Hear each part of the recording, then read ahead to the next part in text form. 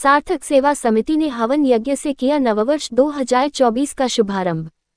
बहादुरगढ़ आज तक की रिपोर्ट। सोमवार को सार्थक सेवा समिति ने सेक्टर 9A के कम्युनिटी सेंटर में हवन यज्ञ करके नए साल की शुरुआत की।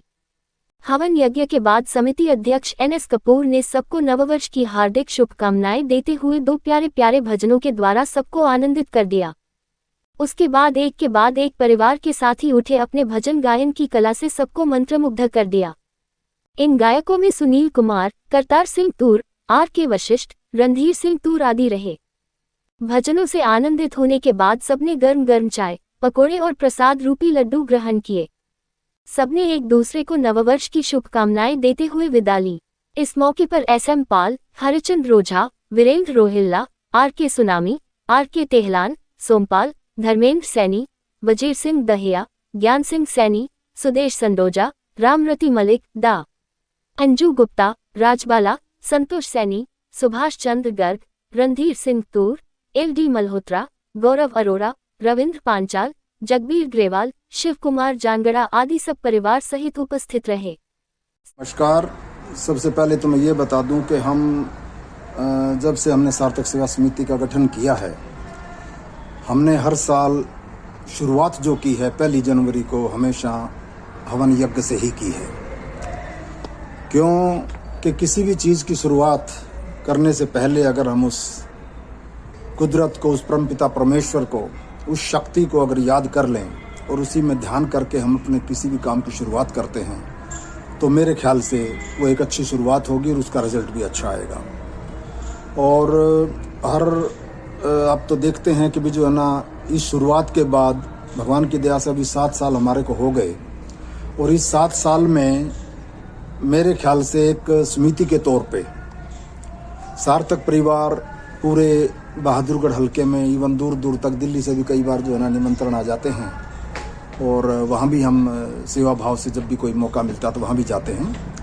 तो सिर्फ ये मेरे ख्याल से तो इस हमारी जो हम शुरुआत करते हैं हवन यज्ञ से, शायद इसी का नतीजा है कि वो ऊपर वाला भी जैसे भी हम चाहते हैं, जैसे हम करते हैं, उसमें सफलता की सीढ़ियों पे चढ़ाने के लिए शायद उन्हीं की ये कोशिश है।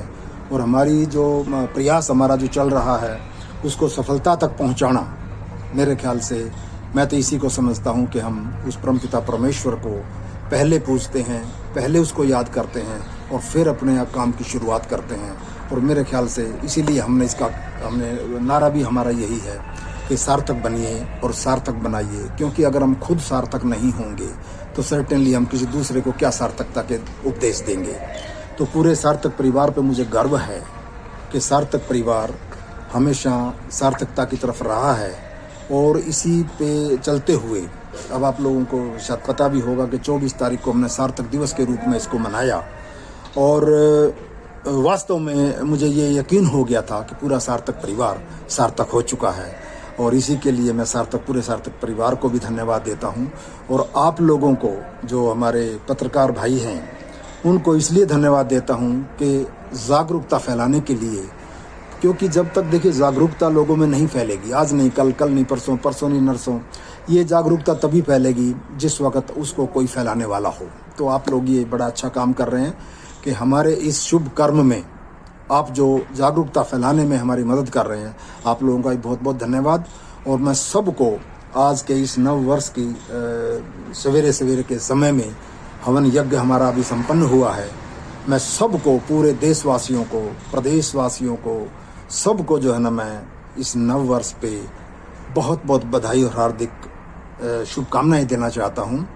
और जिस तरह से कई बार आपदाएं आई हैं, कुदरती आपदाएं, वो भगवान ना लाए और हम शुभ कर्म करते चलें और बाद में रिजल्ट तो वो खुद ही अच्छे देता है।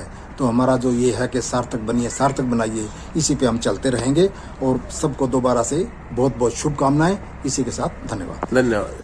मैं यही कहना चाहूंगी कि जो अंग्रेजी नया साल है इसकी सबको हार्दिक शुभकामनाएं। और नए साल की शुरुआत हम लोग हवन यज्ञ से कर रहे हैं और ठंड बहुत ज़्यादा है, तो इसके साथ साथ मैं समाज सेवी भी हूँ। तो मैं ये कहना चाहूँगी कि कोई भी आपको गरीब दिखता है, लाचार दिखता है, अगर बीमार दिखता है तो प्लीज़ उसकी मदद कीजिएगा, उसको दवा दीजिएगा, उसको सेवा कीजिएगा, और गर्म कपड़े आप अगर आपके पास हैं तो वो दीजिएगा। सबसे बड़ा काम अभी ये है कि बहुत ज़्यादा सर्दी है, तो आप सब लोगों की सर्दी से भी रक्षा करें। कोई भूखा है तो उसे भी थोड़ा बहुत गर्म खाना वगैरह दीजिएगा, और इसी तरह सब लोग अपने नए साल की शुरुआत करें। और मैं सबको गणतंत्र दिवस की और 26 जनवरी की, मकर संक्रांति की शुभकामनाएं देती हूँ। क्षेत्रवासियों को सब सुखी रहें, स्वस्थ रहें, मस्त रहें।